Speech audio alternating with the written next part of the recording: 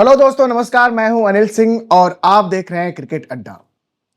भारत और इंग्लैंड के बीच माहौल गर्मा गर्म है भाई, माहौल गर्मा गर्म। It's just like India versus Pakistan right now. India versus Pakistan में जिस तरह की गर्मा गर्मी गहमा गर्मी होती है, उस तरह का माहौल है। दोनों खेमे अपनी अपनी जगहों पे अड़े हैं और ईंट का जवाब पत्थर से देने को तैयार होगा, वार पर वार। भाई साहब, भाई साहब, भाई साहब, मस्त हो चला है माहौल। लेकिन चूंकि ये मैच डे है, इसलिए क्यों ना सबसे पहले बात पिच की कर लें, क्यों ना सबसे पहले बात कंडीशंस की कर लें। तो पिच की हालत तो ऐसी है जनाब कि पिछले एक हफ्ते से उसे ढंग से सूरज की रोशनी मिली नहीं है। सोमवार एक दिन था जब धूप खिली, जब इंडियन टीम ने वहां पे प्रैक्टिस की बाहर में। उसके बाद से, उसके पहले भी, उसके बाद भी ये पिच ढकी रही है। मौसम कल खुला खुला तो ऐसा भी नहीं था कि धूप निकल आई थी। पिच तैयार की गई, रंगरोगन हुआ, जो क्रीज तैयार की जाती है, सब कुछ हुआ। खिलाड़ियों जाके पिच का मुजाहरा भी किया, नजारा भी लिया। लेकिन ये पिच पिछले 3 टेस्ट मैचों की पिच से अलग दिख रही है, शायद इसलिए कि सूरज नहीं दिखा इसे। पिच थोड़ी हरी है, थोड़ी हरी है ये पिच बनस्पत पिछले 3 टेस्ट मैचों के। साथ ही पिच में डैम्पनेस है भाई। आप करें कुछ भी, आप जो मर्जी कर लें, लेकिन मौसम जब ऐसा रहेगा तो पिच में डैम्पनेस तो रहेगी। तो टॉस जीतने के बाद क्या करे कप्तान?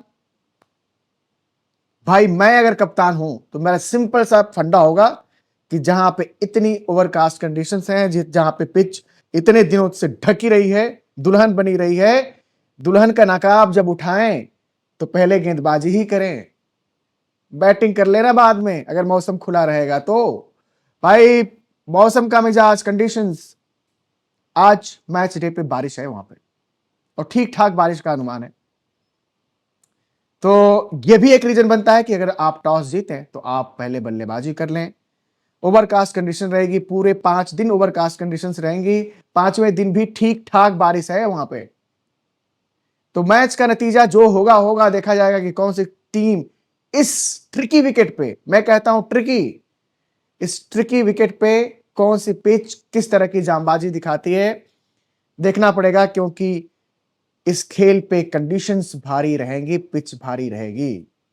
इंडिया की 11 क्या हो, कौन कौन आ रहा है, कौन जा रहा है। आप जानते हैं कि इंडिया की मजबूरी है कि कई खिलाड़ी चोटिल हैं, तो उनकी जगह पर रिप्लेसमेंट होना है। आकाशदीप की जगह पर सीधे सीधे अंशुल कंबोज डेब्यू करने जा रहे हैं दोस्तों। Good news for this youngsters. Haryana का यह बंदा जिसने एक पारी में 10 विकेट लेने का भी कारनामा कर रखा है, जिसके बारे में महेंद्र सिंह धोनी भी बोलते रहे हैं कि भाई ये लड़का, क्योंकि ये बड़े स्पेस कर सकता है, वो कर सकता है बेन स्टोक्स की तरह स्पेल की, आया एक बॉल पकड़ा, बॉल पकड़ने के बाद 10 ओवर 9 ओवर कर सकता है।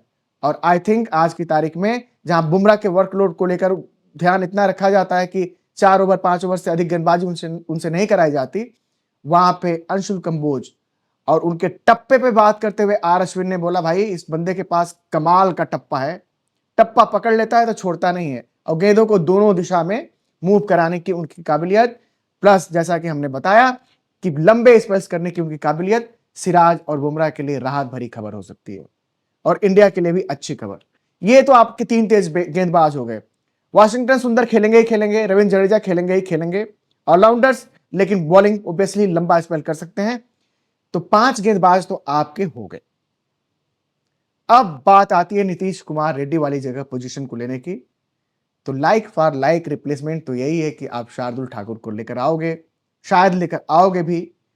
लेकिन कई विशेषज्ञ और कई दिग्गज यही कह रहे हैं कि बैटिंग थोड़ी बढ़ा लो, मतलब साई सुदर्शन को ले आओ या फिर ध्रुव जुरेल को लेके आओ 11 में, सो दैट कि आपकी बैटिंग थोड़ी स्ट्रेंथ बढ़ जाए। और चूंकि आपके पास जडेजा भी हैं और वाशिंगटन सुंदर भी हैं, तो इसलिए उसके बाद की बैटिंग पे कुछ इतनी बात बनती नहीं है। करुण नायर साहब खेल लेंगे सी, कप्तान साहब ने पहले ही बोल दिया कि मेरी उनसे बात हुई है, he is looking in good touch, अच्छी बल्लेबाजी कर रही हैं, कर रहे हैं। और कभी कभी एक बल्लेबाज के साथ ऐसा होता है कि उसका दिन अच्छा नहीं होता, जल्दी आउट हो जाता है। लेकिन मैं यहां पे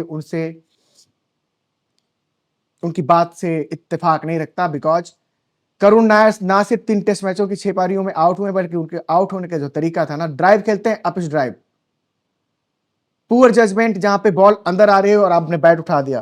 तो पता नहीं उनको प्रेशर है या जो भी है, लेकिन वो दिखे नहीं है कि वो स्टेज को बिलोंग करते हैं, बट स्टिल खेलेंगे। चलो, यही चेंजेस होने हैं बस, आपको और क्या चेंजेस होंगे। अब शार्दुल ठाकुर खेलेंगे या नहीं, उनकी जगह पे कोई एक विशुद्ध बल्लेबाज खेलेगा, पता नहीं। यही एक चेंज होगा जो टॉस पे पता चलेगा, बाकी आपको 10 तो पता है। उधर इंग्लैंड मुतमईन है कि अगर मौसम ने इजाजत दे दी तो वो यहां पे सीरीज सील कर लेंगे। और गर्मा गर्मी ये कि हैरी ब्रूक आए और उन्होंने आड़े हाथों लिया हमारे कप्तान शुभमन गिल के उस बयान को, जहां पे उन्होंने कहा था कि शो सम बॉल्स गाइस, है ना। तो यहां पे आके हैरी ब्रूक्स ने, उन्होंने बॉल की तो बात की, लेकिन बड़े प्यार से, बड़े शुगर कोटेड होते हुए, जैसे कि कैप्सूल होता है ना, कैप्सूल के ऊपर का रैपर और नीचे में कड़वी दवाई होती है, वो मौज लेके चले गए। लेकिन शुभमन गिल कहां छोड़ने वाले थे, नहले पे दहला, तू डाल तो मैं पात, एज सिंपल एज दैट। कि ये इंडिया टीम डरती नहीं। उन्होंने बता दिया कि ये कौन सी खेल भावना थी जो लॉर्ड्स टेस्ट की उस पारी में अंग्रेज बल्लेबाज आए जो दोनों उनके ओपनर आए, आए 90 सेकेंड लेट, सो दैट एक ओवर और डिनाई किया जा सके। उन्होंने कहा कि हर किसी टीम की ये कोशिश होती है कि कम ओवर खेलना पड़े अगर दिन का खेल थोड़ा सा ही बचा हुआ है। हमारी भी कोशिश होती, लेकिन ये कोशिश क्या कि आप 1.5 मिनट बाद आते हो। उन्होंने कहा कि ठीक है, किसी बल्लेबाज को कि शरीर पे बॉल लगती है तो फिजियो बुलाना एक नॉर्मल नॉर्म है, लेकिन ये क्या कि बॉल ढंग से लगी भी नहीं, आपको चोट लगी नहीं और बुला रहे हो आप, ये कौन सी खेल भावना थी। उन्होंने कहा कि एक ही टीम खेल भावना के साथ खेली, वो है इंडियन टीम। और उन्होंने बोला कि आगे भी कुछ ऐसा होगा तो भाई हम देख लेंगे। सिराज से पूछा गया कि जो आप तलखियां दिखा रहे हो मैदान पे, आगे भी दिखेगा क्या? तो उन्होंने बोला यस यस, मतलब हमारे घोड़े छोड़ दिए गए हैं और अंग्रेजों की खैर नहीं।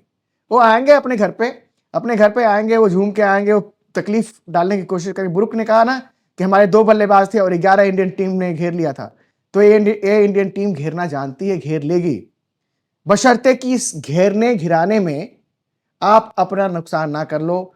क्योंकि बड़े लोगों का यह आकलन है, रिकी पोंटिंग से लेके आर अश्विन से लेकर कई लोगों का यह आकलन है कि उस दिन शुभमन गिल ने जो किया, इट वॉज वेरी अनलाइक। कि शुभमन गिल का चाल चलन इस तरह का नहीं है, उनका खेलने का तरीका ऐसा नहीं है, वो एग्रेशन दिखाने का तरीका ऐसा नहीं है।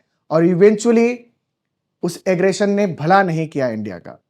भला कर जाता तो ठीक, लेकिन शायद वो थोड़ा हार्मफुल रहा। तो इसीलिए लाइन क्रॉस करने के पहले या उस लाइन तक जाने से पहले जो ये माहौल बना हुआ है इंडिया पाकिस्तान जैसा, सोचना पड़ेगा इंडियन टीम को कि कितना हम वहां तक जा सकते हैं और कितना अपने आप को थोड़ा सा पीछे कर सकते हैं। सिराज के खेलने का तरीका है, सिराज को अग्रेशन चाहिए ही चाहिए, सिराज को माहौल गर्म चाहिए, मौसम गर्म हो ना हो।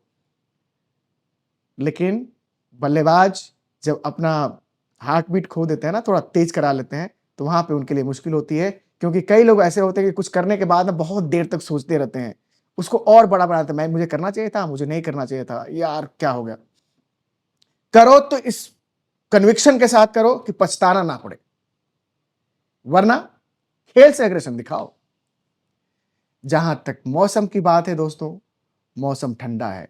जब हम लीड्स में खेलने गए थे पहला टेस्ट मैच, 30-32 डिग्री गर्मी थी, लॉर्ड्स में भी 29-30 डिग्री की गर्मी थी, लेकिन यहां पे टेम्परेचर 23 डिग्री से ऊपर उठ नहीं रहा है। इसका मतलब कि भाई मौसम भी ठंडा रहेगा, मौसम ठंडा रहेगा तो स्विंग गेंदबाजों को मदद मिलेगी।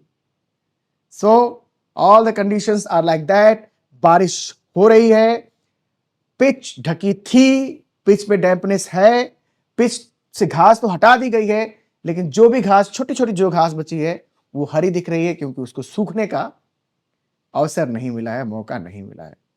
टॉस जीतो, पहले बॉलिंग चुन लो, बेधड़क बेफिक्र होकर, आगे देखा जाएगा।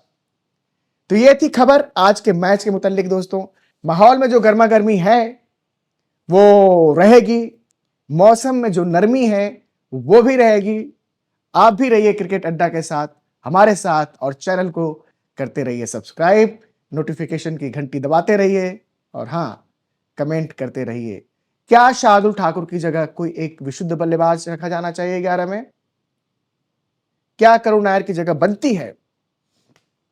और अंशुल कंबोज के लिए बधाइयां देते चलिए दोस्तों। बड़ा दिन है उनके लिए, करियर का बहुत बड़ा दिन। उन्होंने 4 दिन पहले सोचा नहीं होगा कि मैं इंग्लैंड जाऊंगा, टीम में शामिल होऊंगा और 4 दिन बाद मेरा डेब्यू हो रहा होगा। God bless him. अच्छा खेल दिखाना दोस्त, वो बैगेज लेके मत जाना। आई होप कि आपके ऊपर बैगेज होगा भी नहीं और उस इंग्लैंड की धरती पे खेलने का आपको अवसर मिल चुका है जब आप इंडिया ए की तरफ से गए थे, प्रदर्शन भी अच्छा था। God bless you, God bless you all my friends. See you in next video.